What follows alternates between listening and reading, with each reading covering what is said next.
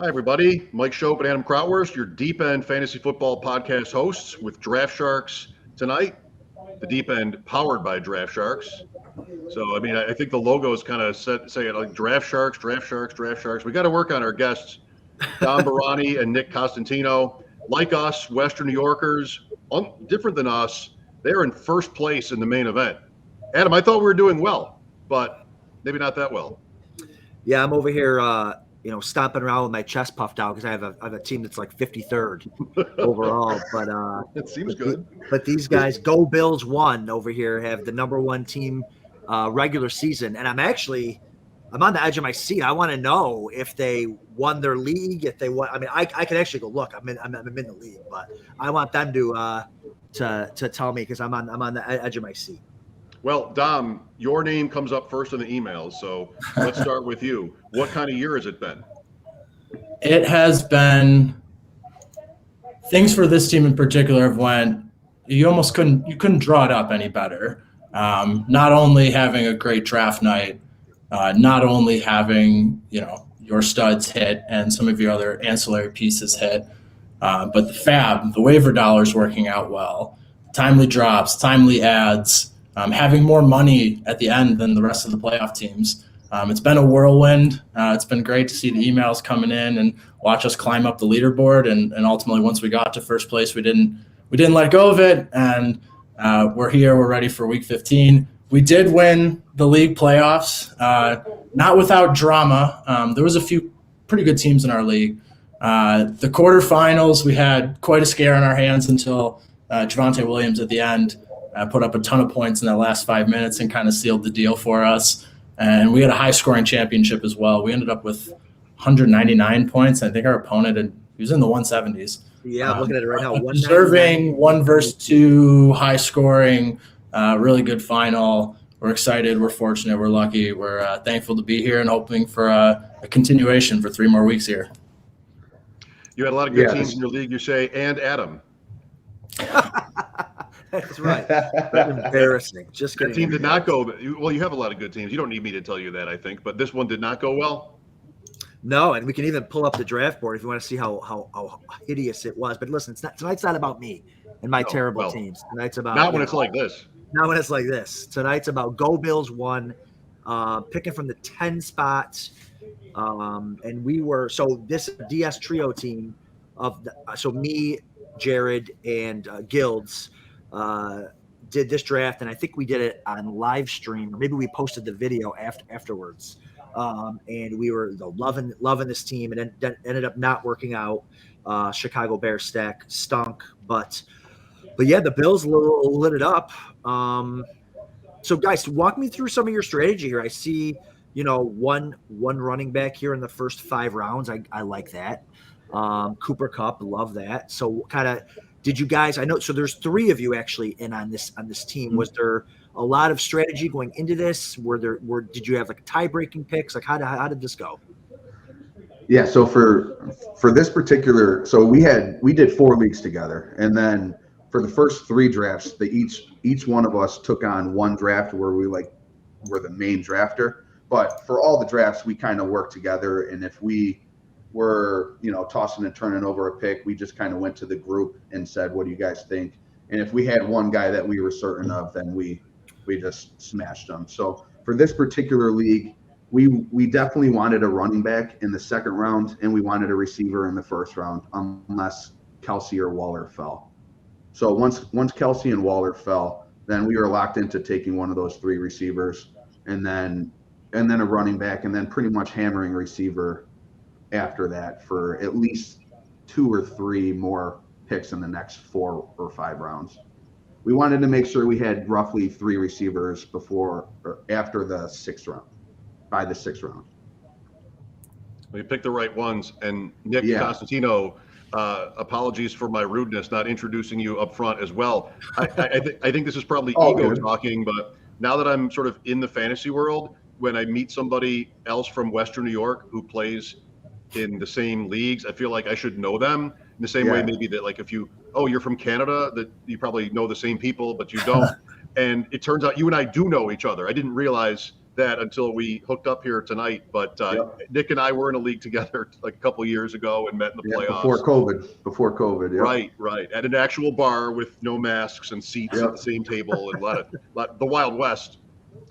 So, Dom and Nick both, like, tell us about sort of your fantasy, not portfolio, but how much you play. It was playing in the main event new for you guys. Like, how did you guys get together, and how extended are you in this field? So Kaz mentioned we have 4 main event teams, and Sean, Kaz, and I have a varying. I think I have like 8 home league. Kaz is probably double or triple that, and Sean's probably in the middle. I have 2 under 2 at home, so 10 fantasy football teams is plenty, right? So yeah, our first Sean and I played the football guys, just one team, barely even knowing what we were getting ourselves into. Frankly, I don't think I knew all the ins and outs of the rules at that point. So that was three seasons ago, and kind of got hooked, right? Like, our trajectory in fantasy, I'd say, is probably similar to most, right? Like, you start in home leagues, you're doing it for fun, you're enjoying yourself, you're winning, you start spending more time, then you have some realization like, oh, wow, I'm spending a lot of time thinking about fantasy football. I should either up the stake or play more leagues, right? So the main event was kind of once we got into this universe, right? Like, that was the next step for us. The group of 3 of us know each other for a very long time. We had 2 teams last year, and Kaz was kind of alluding to like our process, creative control, what have you. With 3 people in 2 teams, I think we found ourselves in stalemates and arguments sometimes, right? Like weird 2-to-1 tiebreakers.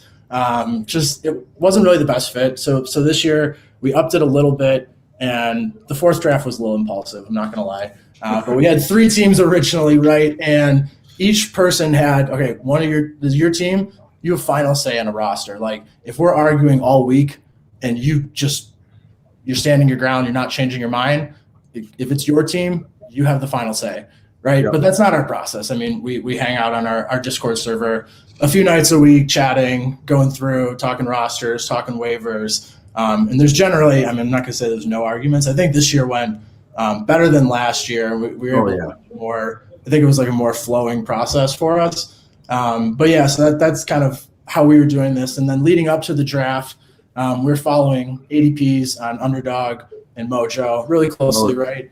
And we were using them to not like mock draft rosters, but like kind of build constructions roughly tied to ADP. Like, not that you would expect this exact team, but hey, if you start receiver, tight end, receiver, running back, receiver, like versus, the 2v2s, the 3v3s, like how do those spots look? Like, yeah, you're not going to get these exact guys, but what kind of flavor, like from the 10 spot, from the 5 spot, from the 3 spot, where are your 2v2s? What do you like?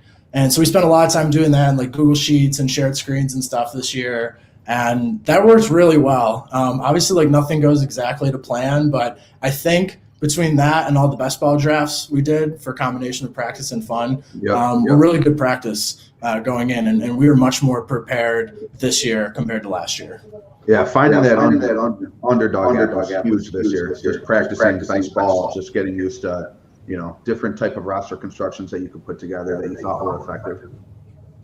Yeah, you said a lot that I really like, both of you, but you have a group of people, whether it's fantasy football or anything, the first question has to be, all right, how are we going to decide this? Not like where are we going to end up, but how, when it comes to, you're in a league and there's a dispute, all right, first thing, how do we make a decision? Is it a group decision? Is it a vote? Is it a commissioner? Like, you got to figure that out to best avoid those sort of, potholes, so to speak. Two under 2. That's why there's nothing on the walls, because it just would come down. You would. I'm in the basement. This is the dad basement work office.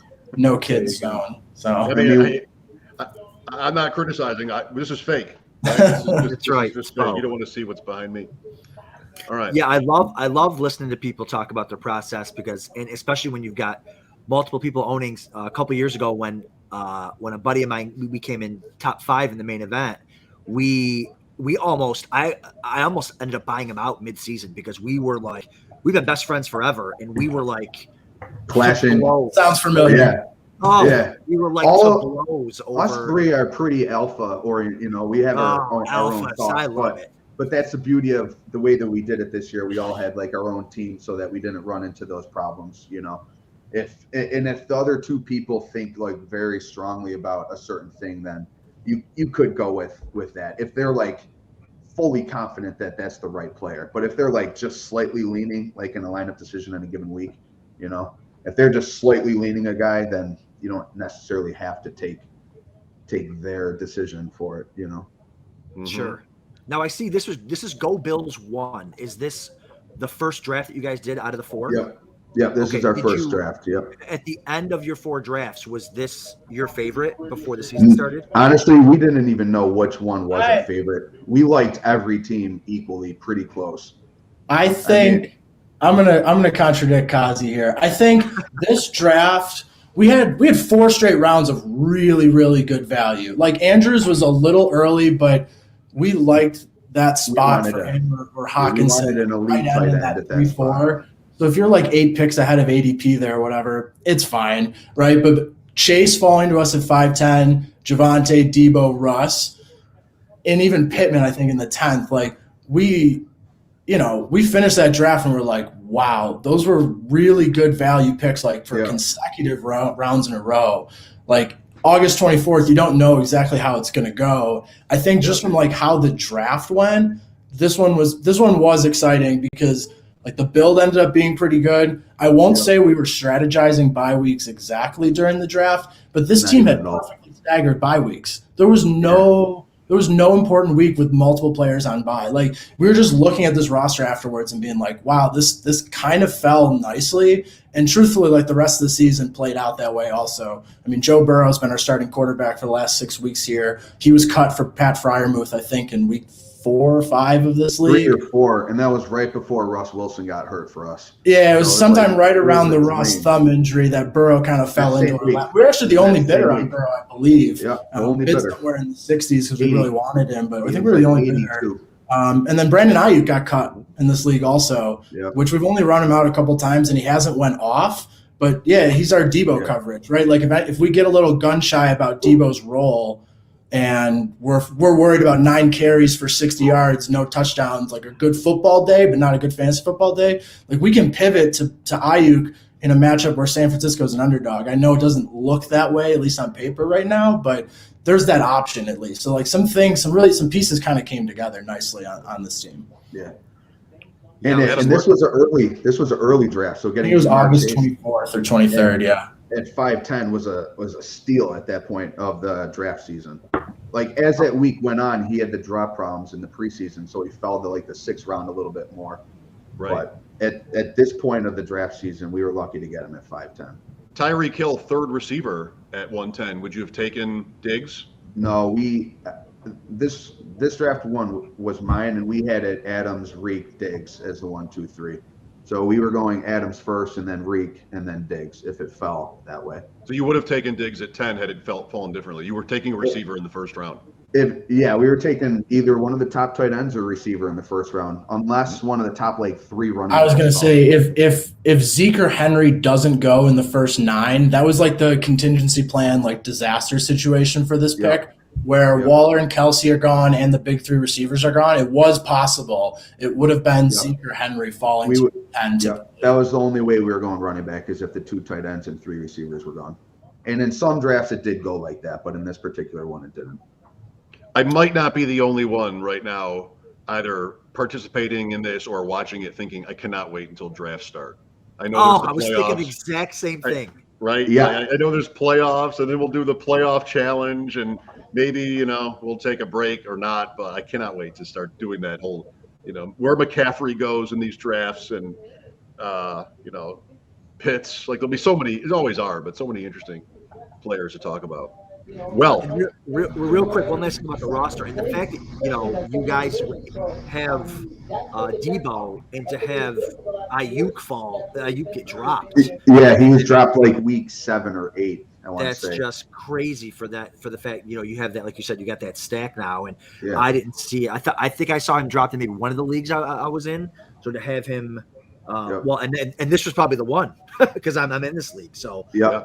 I was going to say, you're talking about guys who are 95% owned. I'm back of the napkining that a little bit, but like when a Burrow and an Ayuk get dropped, those guys aren't getting dropped in these leagues. These are 20 deep rosters. Like you're talking about 5% outcomes at best here for a team that was already had a lot going for it. So I'll be very upfront and say like grateful, lucky, good, however you want to call it. Right. You know what's funny is we wanted to draft Burrow for like 3 consecutive rounds in this draft, and my teammates kept telling us like, we have Russ, we don't need another quarterback. Let's just hold on, and we ended up getting him anyways through free agency. So like the stars just kind of aligned perfectly. That's right. He was QB 19 in this draft. That was probably the latest he fell in any of our 4 drafts. 200 points in the championship with Taylor on bye is pretty good, Adam. Pretty good. Oh yeah, for sure. And the crazy thing too, like the more you like look at these drafts, you can almost the guy who took Ayuk took him in the 4th round. 410. So for him to cut him after taking him at his absolute peak of where he would go, that must have been just a frustration. Like screw this guy, I'm gonna cut him. Like how do you take him in the 4th round and then cut him? He didn't even have the receiver depth to cover that, so it was a very strange drop. Yeah. Like I mean, when he dropped him, Elijah Moore hadn't even broken out yet, so he was hurting that receiver. Curtis Samuel still hasn't broken out yet. Oh no. Well, I mean, next year. They're in the guy's defense. I mean, there was a period there where it felt like maybe Ayuk and Sermon were the same problem, and you had both on rosters pretty early. And if he's not going to play Sermon, he's not going to play Ayuk, he's not going to change any of this. But you didn't see that move made too many times, as you said. And he made the Ayuk's playoffs. actually good at football. Sermon's not. Yeah, we had evidence on that one. You're right. We didn't know about Yeah. Sermon, but we had Ayuk's rookie season. It was phenomenal. Guy, I kind of want to be rooting for you. We're in the room with you in the main event in the sprint, so I can't quite go that far. But hey, we're all neighbors, and we wish you well. Thanks for being with us. Go Bills 1. Go Bills. Thanks, guys. It was great Bills. talk. Go Bills. Thanks, guys. Thanks for having me.